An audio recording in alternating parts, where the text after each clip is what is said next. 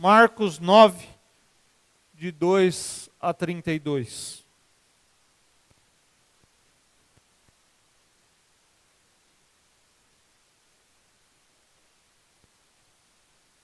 Vamos lá? Diz assim a palavra do Senhor. 6 dias depois, Jesus tomou consigo Pedro, Tiago e João e os levou a um alto monte, onde ficaram a sós. Ali ele foi transfigurado diante deles.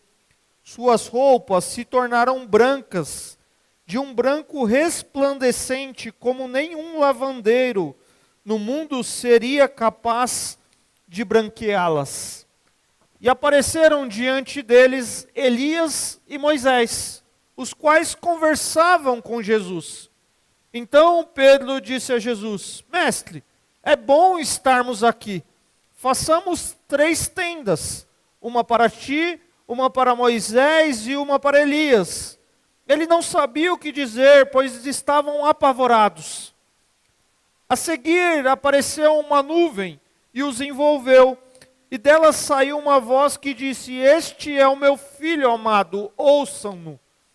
Repentinamente, quando olharam ao redor, não viram mais ninguém a não ser Jesus. Enquanto desciam do monte, Jesus lhes ordenou que não contassem a ninguém o que tinham visto, até que o Filho do Homem tivesse ressuscitado dos mortos. Eles guardaram um assunto apenas entre si, discutindo o que significaria ressuscitar os mortos. E lhe perguntaram: por que os mestres da lei dizem que é necessário que Elias venha primeiro? Jesus respondeu: de fato, Elias vem primeiro e restaura todas as coisas. Então por que está escrito que é necessário que o Filho do Homem sofra muito e seja rejeitado com desprezo? Mas eu digo, Elias já veio, e fizeram com ele tudo o que quiseram, como está escrito a seu respeito. Quando chegaram onde estavam chegaram onde estavam os outros discípulos, viram uma grande multidão ao redor deles e os mestres da lei discutindo com eles. Logo que todo o povo viu Jesus, ficou muito surpreso e correu para saudá-lo. Perguntou Jesus: o que vocês estão discutindo? Um homem no meio da multidão respondeu: Mestre, eu te trouxe o meu filho que está com um espírito que o impede de falar. Onde quer que o apanhe, joga-o no chão. Ele espuma pela boca, arranja os dentes e fica rígido. Pedi aos teus discípulos que expulsassem o espírito, mas eles não conseguiram. Respondeu Jesus: ó geração incrédula, até quando estarei com vocês? Até quando terei que suportá-lo? Tragam-me o menino. Então eles o trouxeram. Quando o espírito viu Jesus, imediatamente causou uma convulsão no menino. Este caiu no chão e começou a rolar, espumando pela boca. Jesus perguntou ao pai do menino: há quanto tempo ele está assim? Desde a infância, respondeu ele. Muitas vezes esse espírito o tem lançado no fogo e na água para matá-lo. Mas se pode fazer alguma coisa, tem compaixão de nós e ajuda-nos? Se podes, disse Jesus, tudo é possível àquele que crê. Imediatamente o pai do menino exclamou: creio, ajuda-me a vencer a minha incredulidade. Quando Jesus viu que uma multidão estava se ajuntando, repreendeu o espírito imundo, dizendo: espírito mudo e surdo, eu ordeno que o deixe e nunca mais entre nele. O espírito agitou violentamente e saiu. O menino ficou como morto, ao ponto de muitos dizerem: ele morreu. Mas Jesus tomou-o pela mão e o levantou, e ele ficou em pé. Depois de Jesus ter entrado em casa, seus discípulos lhe perguntaram em particular: por que não conseguimos expulsá-lo? Ele respondeu: essa espécie só sai pela oração e pelo jejum. Eles saíram daquele lugar e atravessaram a Galileia. Jesus não queria que ninguém soubesse onde eles estavam, porque estava ensinando os seus discípulos. Ele lhes dizia: o Filho do Homem está para ser entregue nas mãos dos homens. Eles os matarão, e 3 dias depois ele ressuscitará. Mas eles não entendiam o que ele queria dizer e tinha receio de perguntar-lhe. Palavra do Senhor para nós nessa noite. Pai, obrigado pela tua palavra lida e agora que será exposta, que o teu Espírito Santo continue falando aos nossos corações, Deus. Nós queremos ouvir ao Senhor nessa noite. Fale conosco. Essa é a nossa oração em nome de Jesus. Amém. A semana passada, nós meditamos num episódio onde Pedro, ele confessa que Jesus, ele é o Cristo. E Jesus, diante daquela confissão de Pedro, ele imediatamente explica para eles que ele teria que morrer. Ele chama depois a multidão para perto de si, para estar com seus discípulos, e ele apresenta para eles o caminho para o discipulado. Seguir a Jesus num relacionamento pessoal com ele, Jesus ensina aqueles camaradas que exige negar a si mesmo, tomar a cruz e segui-lo. E Jesus, ele demonstra para os seus discípulos que ele é um rei, mas ele é um rei que irá para a cruz. E se eles quiserem seguir Jesus, eles também devem ir para a cruz. É interessante porque nesse final de capítulo 8, e agora o que nós vemos a partir do 9 em Marcos, Jesus ele falará com frequência sobre o seu sofrimento. Ele vai falar com muita constância da sua morte, da maneira que os discípulos, de uma forma que os discípulos inclusive vão achar extremamente difícil de aceitar.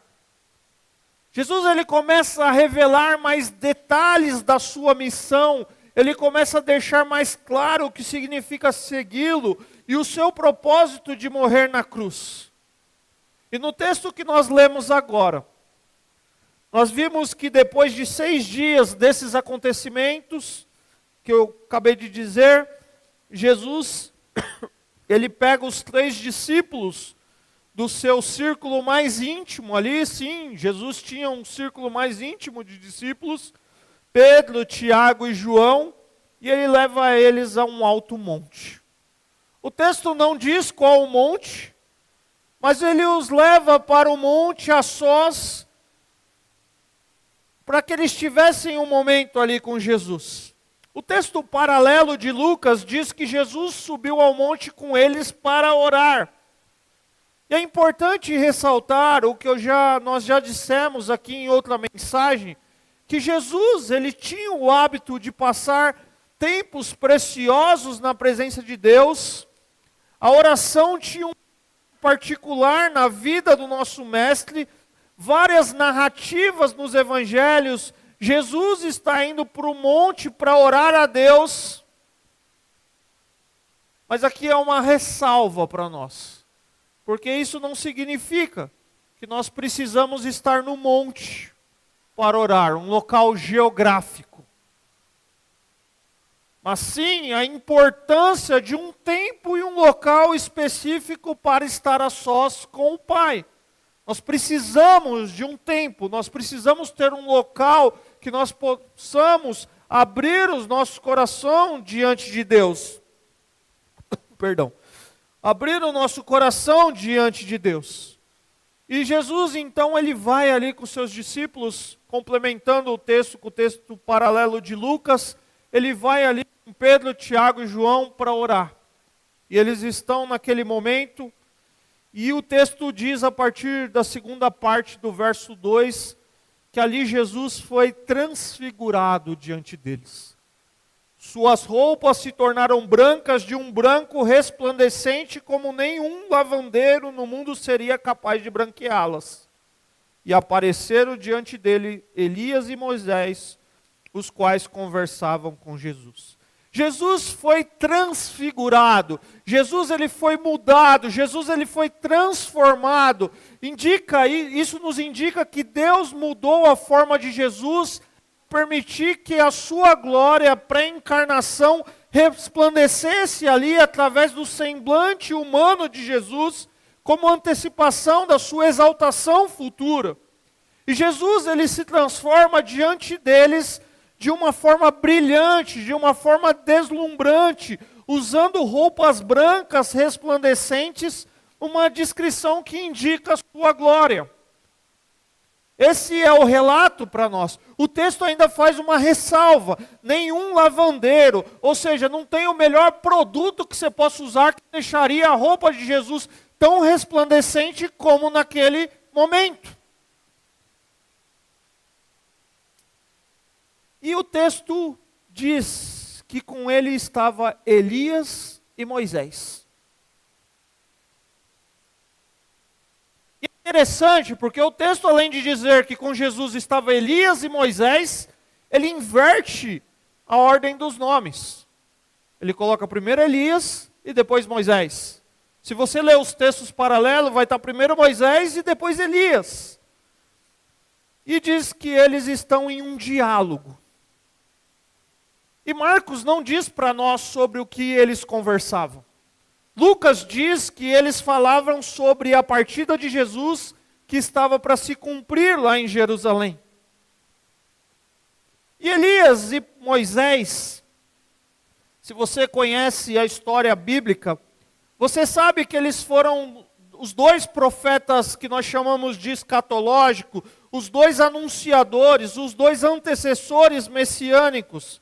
Um que representa a lei e outro representante dos profetas. Vejamos, por exemplo, o que diz Deuteronômio 18:15. Olha o que diz Deuteronômio 18:15.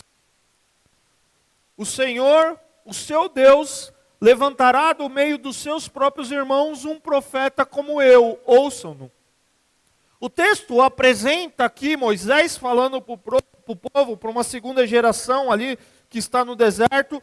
O texto apresenta uma referência coletiva aos profetas que se seguirão, os próximos profetas, e é a base aqui para a esperança messiânica que se cumpre em Jesus. Malaquias 4, 5 e 6, olha o que diz a palavra do Senhor para nós. Malaquias 4, 5 e 6. Vejam, eu enviarei a vocês o profeta Elias, antes do grande e terrível dia do Senhor. Ele fará com que os corações dos pais se voltem para seus filhos e os corações dos filhos para seus pais. Do contrário, eu virei e castigarei a terra com maldição. Assim como Elias veio antes de Eliseu, com ministério de juízo e redenção, o Malaquias diz aqui para nós que ele também será enviado para preparar o povo de Deus para a vinda do Senhor. E se nós lermos Lucas 1,17, não vou ler aqui, mas você pode abrir depois, nós vamos ver que João Batista é quem procura realizar essa obra que Malaquias fala aqui. Então nós estamos aqui numa demonstração do cumprimento do propósito divino na lei através de Moisés e nos profetas através de Elias, que agora se cumpre integralmente e perfeitamente no Evangelho através de Jesus. Tanto Moisés quanto Elias, tanto a lei quanto os profetas tiveram o seu cumprimento em Cristo. Agora você consegue imaginar a cena? Se você conhece a cronologia bíblica, você sabe que Moisés está lá atrás. Elias está um pouquinho para frente, mas eles não foram contemporâneos, eles não viveram no mesmo tempo. E Pedro, Tiago e João estão vendo ali a glória de Deus expressa em Jesus, Jesus transfigurado, conversando com Elias e Moisés sobre a partida dele que estava para se cumprir. Como que você acha que os caras se sentiram? Com base em tudo que nós já estamos vendo sobre os discípulos. Obviamente, assustados. Verso 6 vai dizer que ele não sabia o que dizer, pois eles estavam apavorados. Eu acho que eu também ficaria. Você ficaria? Meu, que negócio é esse? Estou caminhando com o mestre, estou vendo que ele é o Messias, já declarei, estamos entendendo o que ele é. Agora ele chama a gente para orar, nós estamos aqui, ainda aparece Elias e Moisés. E aí Pedro, sem saber o que dizer, ele diz para Jesus: mestre, é bom estarmos aqui, lógico que é bom estar ali. Façamos 3 tendas, uma para Moisés, uma para ti, uma para Moisés e uma para Elias. Pedro estava com medo, com muito medo, e Pedro sugere então que os discípulos construam 3 tendas, uma para cada um deles, porque provavelmente Pedro queria levantar essa tenda ou para celebrar a chegada do reino. Nós entendemos que ele é o rei, que chegou o Messias, ou talvez ele queria prolongar aquele momento, aquela experiência ali. E parece que estava vendo naquele momento o cumprimento da glória prometida. Mas Jesus já tinha dito que ele precisaria passar por sofrimento. Mas Pedro não tinha em mente as coisas de Deus. E eles estavam de fato apavorados com o que eles estavam vendo. E aí o texto ainda descreve essa experiência deles de uma forma mais profunda, verso 7. A seguir apareceu uma nuvem e os envolveu, e dela saiu uma voz que disse: este é o meu filho amado, ouçam-no. A nuvem do Senhor, ao longo das Escrituras, algumas vezes ela é o símbolo da presença e da glória de Deus. Aqui ela simboliza a presença divina que fala com Jesus e com os discípulos. E aqui é o ápice da transfiguração, é a voz celestial dizendo: este é o meu filho. Ouçam. É interessante que esse pronunciamento de Jesus agora, ou de Deus, diante dos discípulos, nos relembra o batismo. Porque se nós voltarmos por Marcos 1:11, nós vamos ver: então veio dos céus uma voz que dizia: tu és o meu filho amado. Há uma diferença na segunda parte aqui, mas uma confirmação de que Jesus é o Filho de Deus, a sua filiação divina, e que ele deveria ser ouvido, ou seja, dá atenção a ele, obedece a ele. E é interessante, e eu fico imaginando a experiência desses discípulos, e como Deus do céu separa Jesus de Moisés e Elias. Porque não é para Moisés e Elias que Deus vai dar uma palavra ali. Deus qualifica Jesus como filho dele, é para Jesus: este é o meu filho. Eles estavam agora na presença do próprio Deus. Jesus é a ponte que une a distância entre Deus e o ser humano. É Ele que é capaz de dar à humanidade aquilo que nem Moisés e nem Elias, que ninguém jamais pôde dar. E diante daquele cenário, da manifestação da glória e da majestade de Deus, de repente eles olham, e eles não veem mais ninguém, a não ser Jesus. A nuvem, Elias e Moisés desaparecem, e só Jesus está com os discípulos, aquele que completará o plano divino da salvação e trará a redenção à humanidade. Aqueles discípulos, eles estão descendo do monte depois de contemplar um momento milagroso. Eles viram a transfiguração de Jesus, eles viram a aparição em glória de Moisés e Elias, eles desfrutaram de uma nuvem que os envolveu, e eles ouviram a voz do céu que trovejava falando ali naquele momento. Eles estão descendo. E Jesus orienta para eles: não conte isso para ninguém, até que o Filho do Homem tivesse ressuscitado dos mortos. E nós lemos nos versos 10 e 11, que eles de fato desceram guardando um assunto. Mas eles não tinham entendido o que Jesus queria dizer sobre ressuscitar dos mortos. E eles fazem uma pergunta para Jesus. Jesus, por que os líderes religiosos dizem que Elias tem que vir primeiro? Jesus responde, de fato, Elias vem primeiro e restaura todas as coisas. E daí ele complementa, mas ele já veio. E fizeram com ele tudo o que quiseram, como está escrito a seu respeito. Jesus diz que Elias já tinha vindo, e nós sabemos, à luz das Escrituras, eu não vou expor isso com profundidade, mas à luz das Escrituras, com base em Lucas 1,17, que eu já citei aqui, e outros textos, nós sabemos que João Batista foi uma figura como Elias. Elias era uma prefiguração de João Batista, e João Batista é aquele que prepara o ministério para a vinda do Messias, do próprio Jesus. E como tanto o ministério de João Batista, como o ministério de Jesus, eles envolveriam sofrimento e morte. E assim Jesus declara que as profecias a respeito de Elias já se cumpriram aqui, já aconteceu lá em João. E agora vai se cumprir no Filho do Homem. Vocês estão comigo aqui no texto?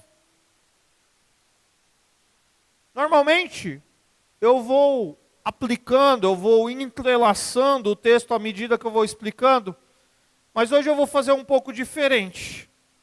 Nós vamos dar sequência às histórias aqui e depois nós faremos algumas aplicações. Porque nos versos seguintes, nós vamos ver mais uma manifestação poderosa de Jesus. O que Pedro, Tiago e João desfrutaram? De uma experiência milagrosa. Desfrutaram de uma experiência profunda com Deus, a ponto de Pedro dizer, é bom estar aqui, eu quero ficar aqui, Senhor. É bom. Mas enquanto eles estão lá, tem 9 discípulos. 9 mais 3? 12.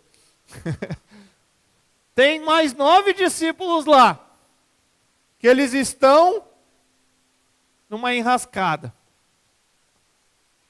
Porque chega um pai, desesperado, com seu filho endemoniado, vai levar até Jesus, Jesus não está, porque Jesus está no monte, e ele pede para os discípulos expulsar o demônio. E os discípulos fracassam. Não consegue fazer ali aquilo. E ali tem uma multidão cercando esses 9 discípulos. Alguns mestres da lei, aproveitando a oportunidade para diminuir os discípulos, desacreditar Jesus diante do povo, e começa a surgir ali uma discussão. Já presenciaram uma cena assim? Você está num lugar que tem um acontecimento que está ocorrendo naquele local, e de repente vira uma discussão paralela em vários locais e vira uma grande discussão. É como se acontecesse assim, mais ou menos isso. Eles estão ali, estão numa grande discussão, e Jesus, quando a multidão vê Jesus chegando, eles ficam surpresos, maravilhados, corre para saudar Jesus, a fama de Jesus é grande. E Jesus pergunta, o que vocês estão discutindo? O que está acontecendo aqui? E um homem lá do meio da multidão, ele explica o motivo. Mestre, versos 17 e 18. Mestre, eu te trouxe o meu filho que está com um espírito que o impede de falar. Onde quer que o apanhe, joga-o no chão. Ele espuma pela boca, ele range os dentes, ele fica rígido. Pedi aos teus discípulos que expulsassem o espírito. E como termina o texto? Verso 18. Mas eles não conseguiram. E Jesus, ele olha para aquele cenário. Diante de um pai frustrado. Os religiosos discutindo. O fracasso dos discípulos. Ele olha para aquilo e ele diz, ó geração incrédula. Ó gente sem fé. Ó gente que não crê. Até quando eu estarei com vocês? Até quando eu terei que suportá-los? Olha que forte isso. Mas olha o que ele diz em seguida. Tragam-me o menino. E Jesus ele pede então para que tragam o menino. E quando o texto diz que quando ele vê Jesus, o espírito maligno causa uma convulsão no menino. E Jesus, parece que o pai consegue perceber a preocupação de Jesus com o menino. E Jesus pergunta para ele, o que acontece com esse menino? E ele fala, isso acontece desde garotinho. Começa a narrar ali a situação. Mas olha o que o pai diz na segunda parte do verso 22. Mas se pode fazer alguma coisa, tem compaixão de nós e ajuda-nos. E Jesus olha para aquele homem e fala, tudo é possível ao que crê. Se tudo é possível ao que crê, por que aqueles 9 discípulos não conseguiram expulsar aquele demônio?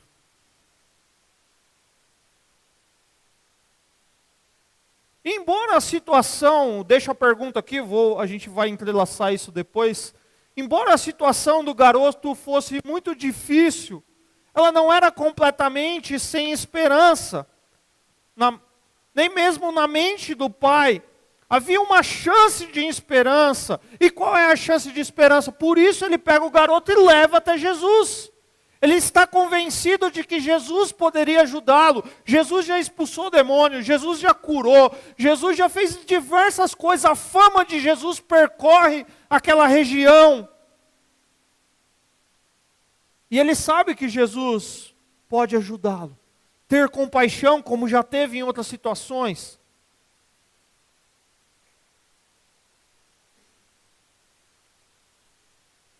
E a grande pergunta é, se podes.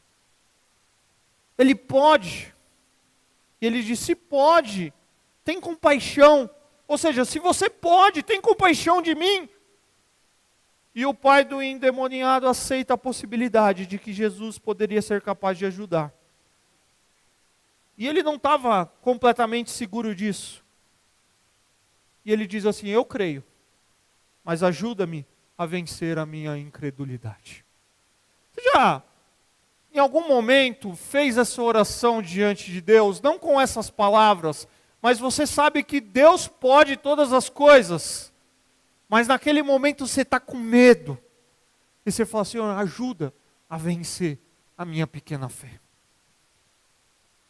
Eu já contei aqui algumas vezes a nossa experiência de gravidez, os abortos espontâneos que a Daísa teve antes da gravidez da nossa filha mais velha, a Letícia. E eu me lembro, como se fosse hoje, a gente na 8ª, 9ª semana de gestação, vivendo o que nós já vivemos até a 12ª semana de gestação, e todas as vezes que nós estávamos sentados aguardando o médico chamar, embora a gente soubesse que Deus poderia fazer todas as coisas, a gente duvidava. Porque a nossa experiência de vida dizia o quê? Outras vezes não passou, será que dessa vez vai passar? E essa é a oração desse pai. Eu sei que eu estou diante daquele que pode todas as coisas, mas me ajuda na minha incredulidade.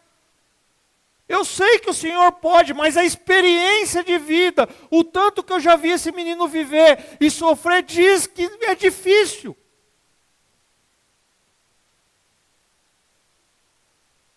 E quando Jesus viu que uma multidão estava se ajuntando, repreendeu o espírito imundo, dizendo, espírito mudo e surdo, eu ordeno que deixe e nunca mais entre nele.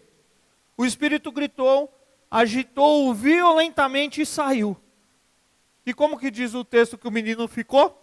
Curado? Antes da cura vem o quê? Qual é a impressão que eles têm? O menino ficou como morto. A ponto daquela multidão, muitos deles dizerem, ele morreu. Mas Jesus tomou-o pela mão e o levantou, e ele ficou em pé. A questão de Jesus para aquele pai não é se ele podia, ou se Jesus poderia, mas se ele crê. E o pai reconhece diante de Jesus a sua luta interior, ele reconhece a sua necessidade de ajuda, que embora a sua fé fosse fraca e imperfeita, ele confia em Jesus. E Jesus então liberta aquele menino.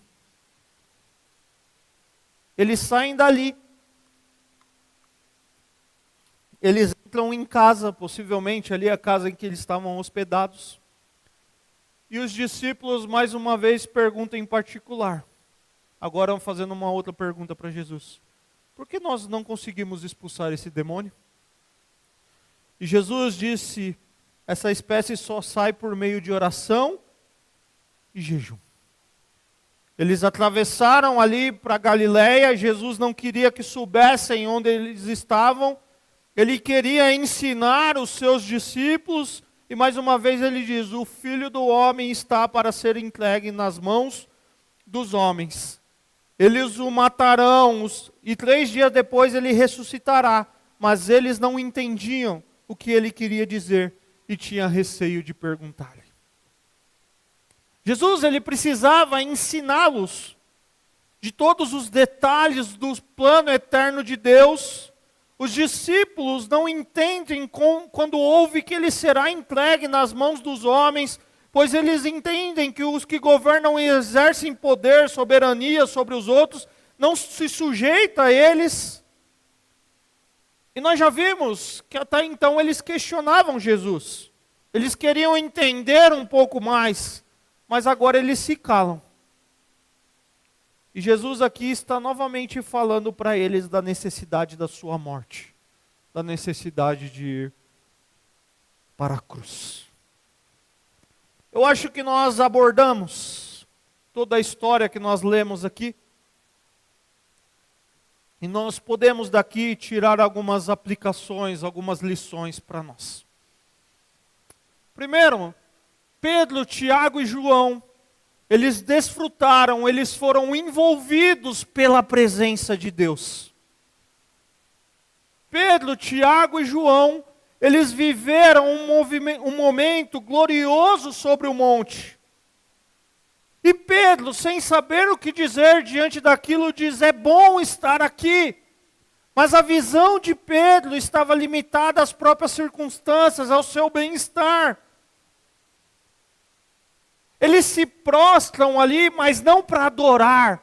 Eles estão com medo da circunstância. É fácil e cômodo fazer uma tenda no monte e viver uma espiritualidade fechada entre 4 paredes. A espiritualidade do êxtase, do momento, muita emoção, abaixa a luz, coloca aquele clima, e é bom estar nesse ambiente. Por exemplo, quem gosta de cinema aqui? Os irmãos sabem o que eu amo fazer dentro de uma sala de cinema? Dormir. Aquele ambiente me provoca nisso, e às vezes eu brinco com a Daísa. Tem 2 coisas que eu não gosto. A TV é muito alta e o ar-condicionado é muito forte. Se não fosse isso, eu dormiria perfeito. Porque aquele ambiente me envolve. Eu gosto de ligar a televisão e ficar no nada e dormir ouvindo a televisão sem nem estar prestando atenção em nada. Isso me envolve. É bom estar nesse ambiente. É bom estar cercado por esse ambiente. Colocar uma meia luz aqui, uma tonalidade de música que te sensibiliza. É bom, te envolve. Te quebranta, te emociona. Mas o problema é quando tudo isso tira do centro Cristo Jesus. Quando tudo isso tira do centro a missão que a igreja tem. E eles perdem a oportunidade ali de desfrutarem de um momento de adoração. Enquanto Pedro está dizendo, é bom estarmos aqui, tem uma multidão lá embaixo, aflita esperando por eles. E Pedro poderia estar desfrutando de um momento de adoração. Eu não estou fazendo uma crítica, porque eu acho que tem ambientes muito agradáveis, já frequentei ambientes assim, há uma meia luz, há um som adequado, aquele que te envolve, mas o problema é quando isso tudo tira o centro do que nós estamos vivendo. Daquilo que nós fomos fazer ali. E Pedro, parece-nos que perde um pouco de vista isso. Nós precisamos valorizar os momentos de aprendizado, momentos em que ouvimos a palavra, em que estamos reunidos. Porém, não dá para montar uma tenda aqui, irmãos.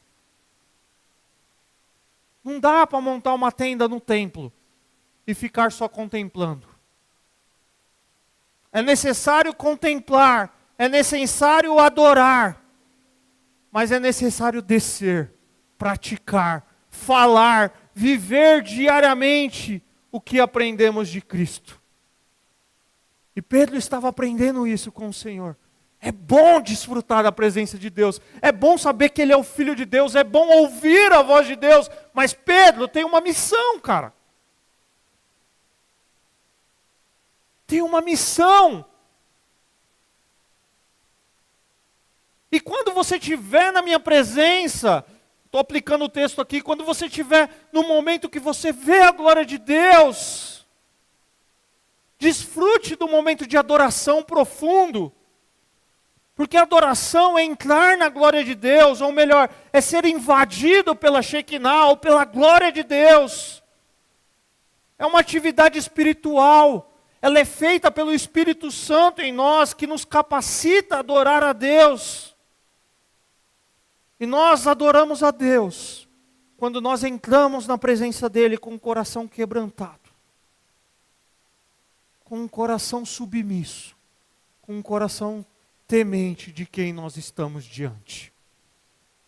Eu penso que Pedro, Tiago e João estavam muito mais confusos, estavam muito mais perplexos daquele momento, do que tendo a percepção de quem estava diante deles. A adoração acontece quando nós contemplamos e reconhecemos a santidade de Deus, quando nós nos prostramos diante dEle. E a adoração é individual, mas ela também pode ser coletiva na igreja, quando o povo de Deus se reúne para adorá-lo.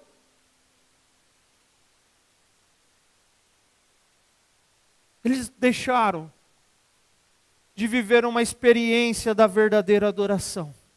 Como, por exemplo, o texto que eu comecei a abrir, eu abri esse culto. O texto de Isaías, onde Isaías tem uma experiência. E quando Isaías tem aquela experiência, ele compreende a revelação de Deus, ele exalta a grandeza de Deus, ele reage à presença de Deus, e ele se dispõe para uma missão. A quem enviarei? Eis-me aqui. Eu imagino que se os discípulos estivessem entendendo aquele momento, eles teriam uma reação muito mais parecida como a do profeta Isaías. E a minha pergunta para nós aqui, queridos, será que nós, nesse ambiente, no ambiente em que nós estamos coletivamente ou individualmente, nós temos desfrutado de uma verdadeira adoração? Quando você lê a palavra de Deus, você fica muito mais curioso pelo que dizem por aí sobre a palavra, ou aquela palavra invade seu coração, ao tal ponto da glória de Deus te invadir e você dizer, é Deus falando comigo.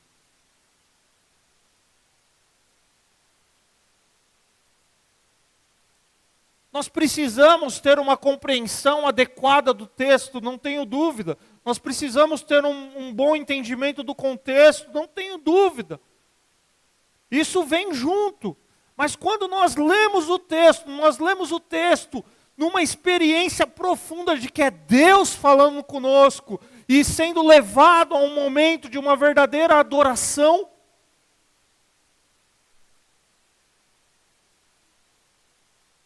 ou eu, por exemplo, leio o texto só para preparar uma mensagem, uma aula. Ou você lê o texto porque a revista da EBD te propõe a fazer uma leitura. Ou você lê com profundidade porque você fala, aqui é Deus falando comigo. Aqui é onde eu vejo a Shekinah de Deus. Aqui é onde eu me sou envolto pela glória de Deus. Aqui é Deus falando no meu coração. Essa é uma primeira pergunta para nós.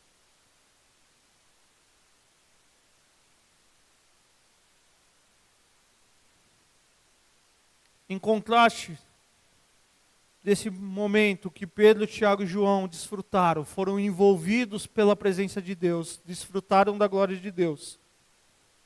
Eles precisam agora se juntar, ou se juntaram aos 9 discípulos que estão no pé da montanha, que estão com o seu dilema. Uma vez que eles acabaram de experimentar um fracasso. Eles têm um pai que precisa de ajuda. E eles têm que lidar ali um contraste entre a fé dos discípulos e a fé desse pai. Diante do fracasso dos discípulos de expulsar aquele demônio, e da fé oscilante de um pai, que ao mesmo tempo em que afirma a sua confiança, confessa diante de Jesus a sua descrença, um pai que crê, mas que confessa para Jesus que a sua fé é pequena, nós somos convidados a, com fé, entender que a fé não olha para a adversidade. A fé, ela olha para as possibilidades de Deus. A fé não se limita às adversidades. A fé olha para as infinitas possibilidades que Deus pode. Esse pai, queridos, é como eu e você. Demonstra a nossa realidade. Porque nós jamais teremos fé suficiente. Eu dei o meu exemplo pessoal aqui das minhas lutas com a minha incredulidade. Nós precisamos aprender a depender inteiramente de Deus e de Cristo. Mas embora a nossa fé seja fraca e imperfeita, nós precisamos confiar. A fé, queridos, é por onde tudo começa na nossa caminhada de vida cristã. Quando nós respondemos ao Evangelho e recebemos Cristo como Senhor e Salvador de nossas vidas. É por fé. Ela é pessoal, porque ela não é apenas a crença que Jesus morreu para perdoar os pecados de todos, mas que Ele morreu e ressuscitou para perdoar os meus pecados. E a fé nos faz agir a partir do que cremos, daquilo que confiamos. É ela que nos sustenta a viver a vontade de Deus. A fé que nos conecta a Cristo para a salvação e perdão dos pecados. Mas a fé que nos leva a um relacionamento contínuo de amor e dependência dEle.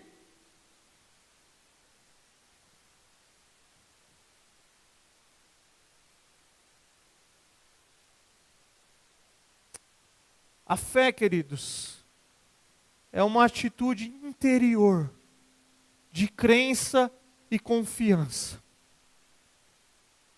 É o reconhecimento que nós não temos nada e que nós não podemos barganhar e negociar com Deus.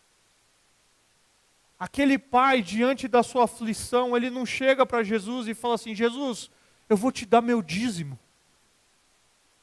E se você me abençoa, Jesus, eu vou determinar, eu vou decretar, e o Senhor me abençoa.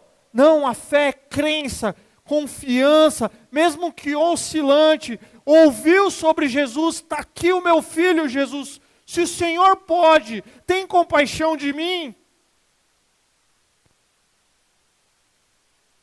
Me ajuda com a minha incredulidade. O problema é que a fé nos nossos dias, na perspectiva popular, no senso comum, ela é uma palavra um pouco desgastada. Muito genérica e muitas vezes é definida como uma crendice supersticiosa. Um pensamento positivo das coisas. vão dar certo, vai dar certo, uma corrente. Já ouviu aquela, já deu, vai dar certo, já deu. Aí o outro responde, já deu. Isso não é fé, queridos, isso é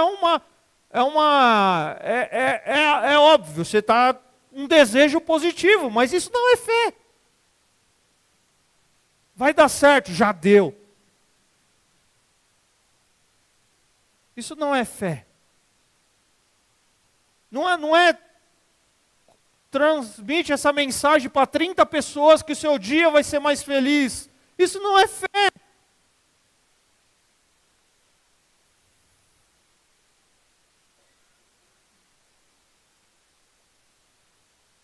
Vamos fazer uma corrente. Vamos ter fé para o Brasil bater as metas de Olimpíadas. Isso não é fé.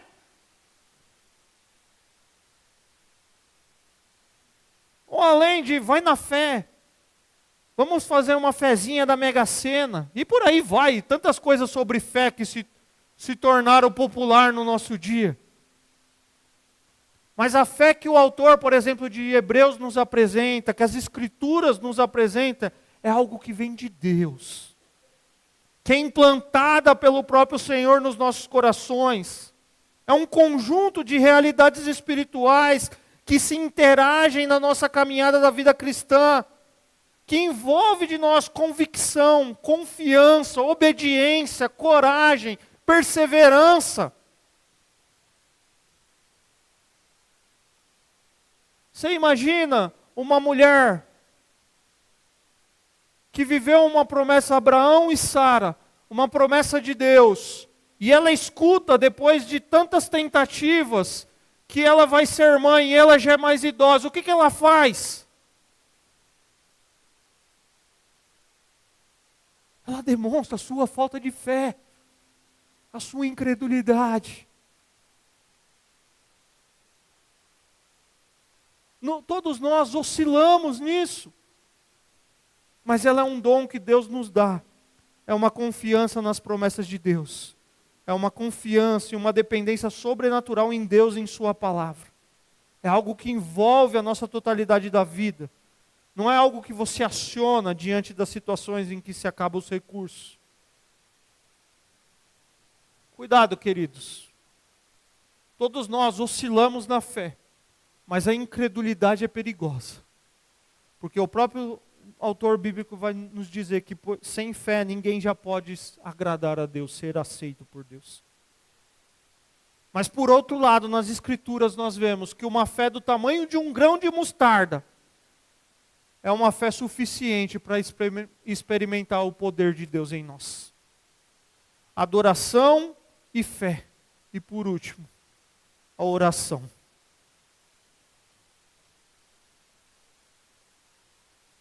Diante da pergunta dos discípulos para Jesus, por que nós não conseguimos expulsar esse demônio? Qual foi a resposta de Jesus?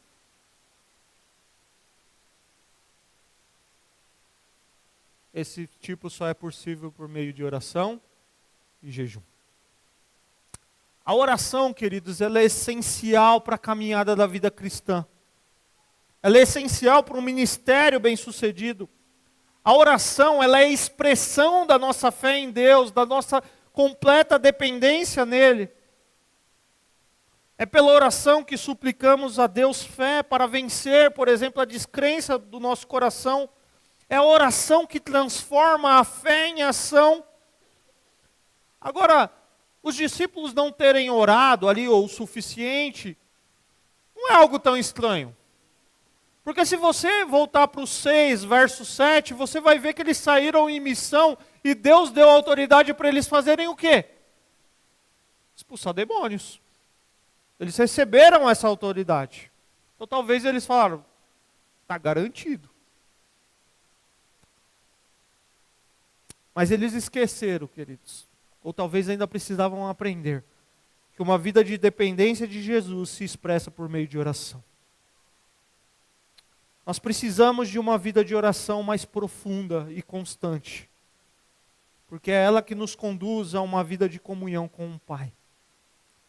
É a via que Deus usa para nos transformar. Eu não vou me aprofundar nesse tema da oração aqui, nós já falamos sobre isso algumas semanas atrás. Mas não é só necessário oração, é jejum. E jejum, queridos, não é barganha com Deus. Jejum é demonstração da nossa humildade e dependência de Deus. O jejum bíblico, algo muito esquecido em nossos dias, sempre tem como centro algum propósito espiritual. E com o desejo de agradar a Deus, na maioria das vezes ele é particular entre alguém e Deus, mas ele também pode ser comunitário. Mas não é barganha. Eu quero caminhar para a conclusão e perguntar para vocês, como estão esses 3 aspectos da sua vida? Essas 3 práticas espirituais ou disciplinas espirituais, alguma delas aqui: adoração, fé e oração.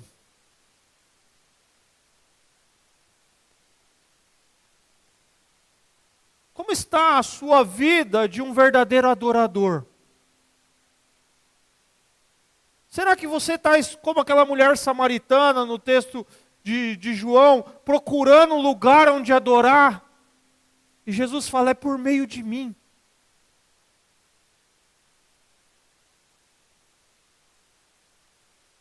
É por meio de mim que vocês vão adorar em espírito e em verdade. Será que você tem procurado a sensação, o êxtase, o bem-estar, ou diante da presença de Deus, como nós estamos aqui num culto de adoração e celebração ao nosso Deus, você consegue se prostrar diante dEle, e já diz uma canção, me derramar diante dEle, dizer que te amo, que te preciso?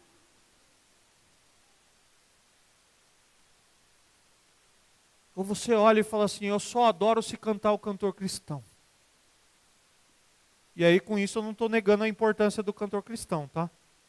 Mas estou convidando você a adorar em espírito. Até porque os irmãos sabem que eu gosto, eu cresci ouvindo o cantor cristão.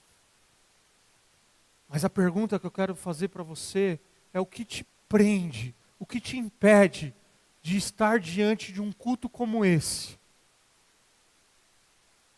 e não prestar uma verdadeira adoração.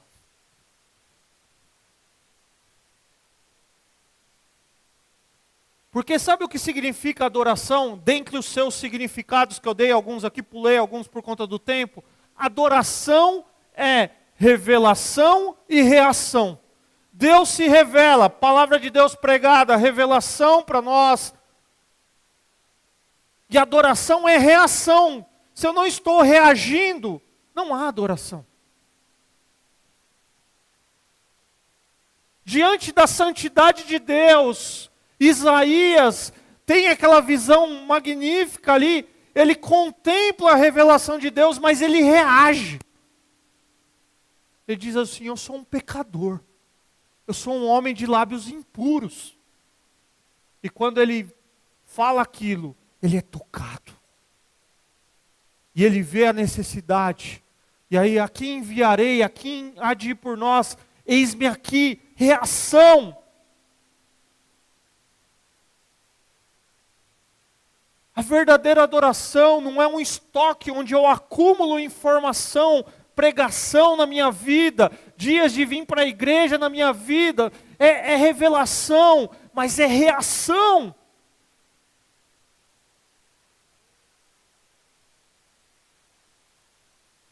Será que temos demonstrado a nossa dependência em Cristo Jesus? E como pai daquele garoto, temos nos rendido inteiramente a Cristo? Porque o grande ensinamento para nós aqui é que por meio de Jesus, que nós aprendemos com o pai daquele garoto, que por meio de Jesus nós não precisamos ser perfeitamente justos. Nós precisamos apenas reconhecer a nossa impotência, a nossa limitação. E com arrependimento, pedir que Deus, por meio de Cristo, nos dê acesso à presença de Deus. Há algo impossível para nós, queridos. E talvez você está preso a tomar uma decisão por Cristo Jesus. Nós ouvimos o testemunho do João recente sobre isso. Porque você acha que você não tem condições, porque você não é justo. Mas é impossível para mim e para você ser perfeitamente justo. E o que nós precisamos fazer é admitir que não somos justos e que nós precisamos de ajuda. E por meio de Cristo Jesus nós somos justificados. E quando nós o buscamos com um coração arrependido, nós verdadeiramente adoramos. Adoração significa reagir a Deus. Adoração verdadeira, queridos, transforma a vida. Talvez as suas vindas aqui aos domingos. Pode ser. E aí é um momento seu e de Deus. É um costume. Não tem produzido verdadeira adoração. E aí sair daqui dizendo, eu não vou vir mais? Não. Vai falar, Senhor, permita-me, nesses encontros que o Senhor me proporciona como igreja, ter o coração de um verdadeiro adorador.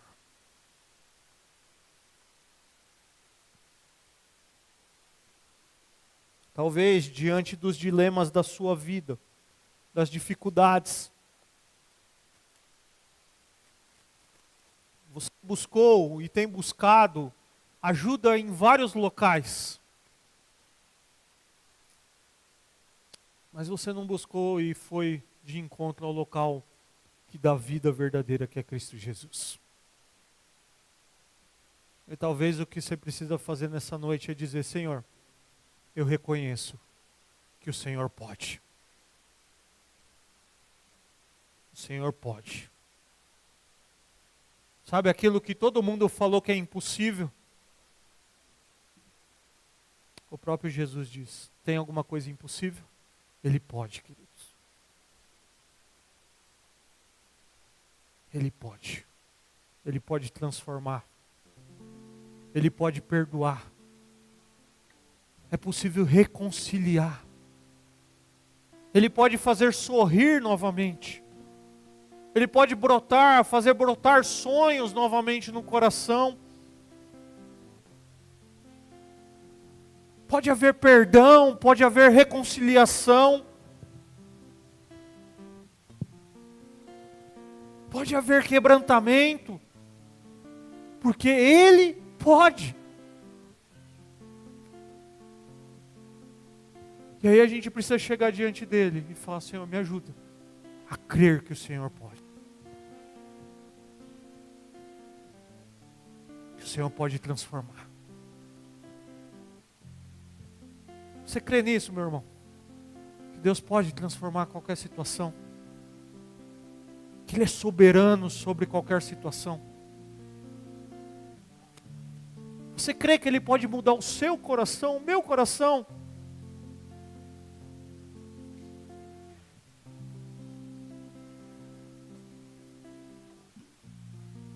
Você crê que existe alguém que pode tornar você justo? Não em imperfeição, como eu já disse aqui, mas alguém que olha para você e fala, eu sei o que você tem feito, eu sei como você tem andado, mas eu perdoo os seus pecados, eu transformo a sua vida. Baixe sua cabeça, eu quero orar com você.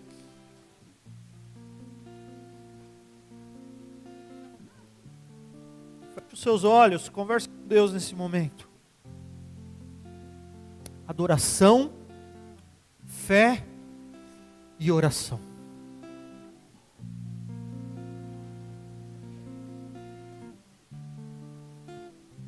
Pai, obrigado por essa noite, obrigado por esse tempo aqui reunido como igreja do Senhor.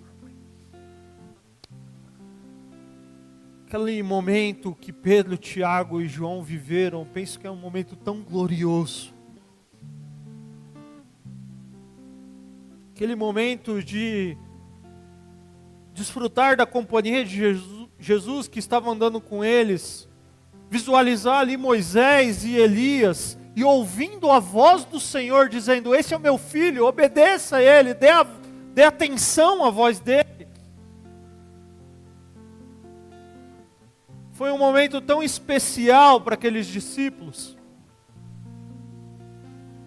Mas eu imagino que aqueles 9 discípulos que não viveram essa experiência com essa profundidade de estar ali naquele momento, mas que estavam diante daquele dilema em que eles estavam vivendo lá embaixo do monte, ali no pé do monte, tendo que lidar, ó Pai, com a impossibilidade de fazer algo que eles entenderam que o Senhor tinha dado autoridade para eles.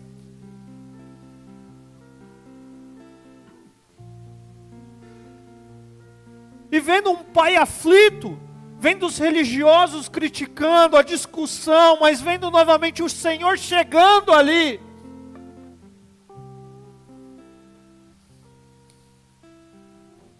E o Senhor perguntando: o que está acontecendo?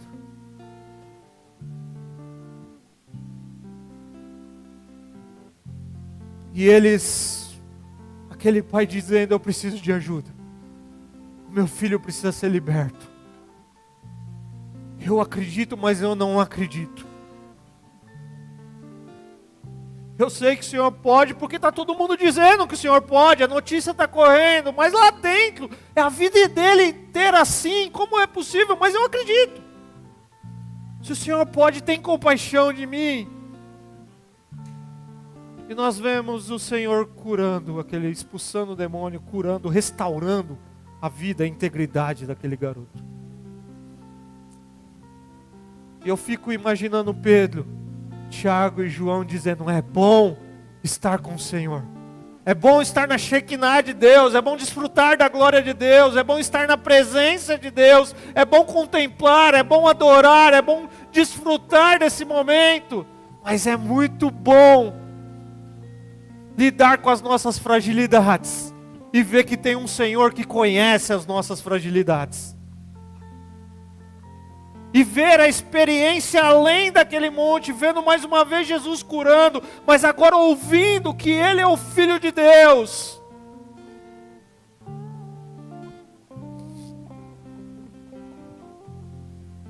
E aprendendo do Senhor, que nós precisamos crescer nessa jornada de fé. Que eles precisavam, que nós precisamos, mas que eles também precisam de oração. Que eles precisam de relacionamento com o Senhor. O Senhor estava ali com eles. Eles vão entender isso na jornada ministerial deles. E nós temos a Tua palavra que nos ensina. E nessa noite nós queremos Te pedir, ó Deus, nos ajuda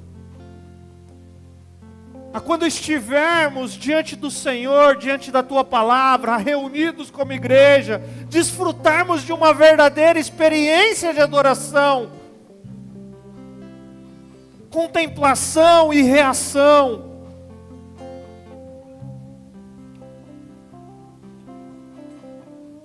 Uma experiência de verdadeira adoração, reconhecer quem o Senhor é, quem nós somos, e o que o Senhor deseja para cada um de nós. E na nossa limitação dizer: Senhor, eu creio, mas não creio. Como é possível isso, ó Deus? Mas eu creio. Mas as circunstâncias muitas vezes me levam a duvidar, não do Senhor, mas o histórico não é favorável. Já perdoei outra vez, e será que se eu perdoar de novo, é possível?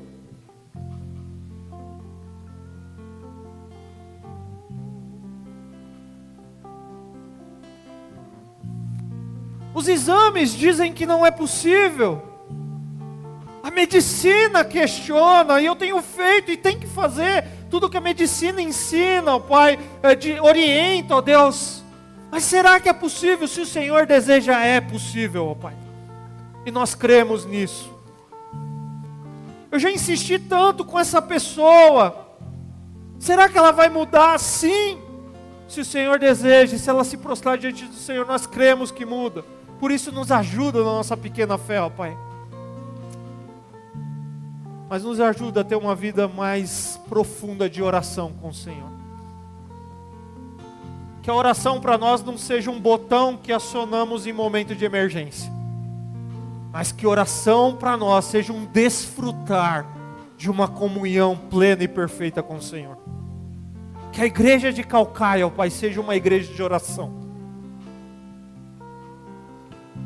Seja uma igreja onde os irmãos aqui dobram os seus joelhos e reconhecem que precisam do Senhor.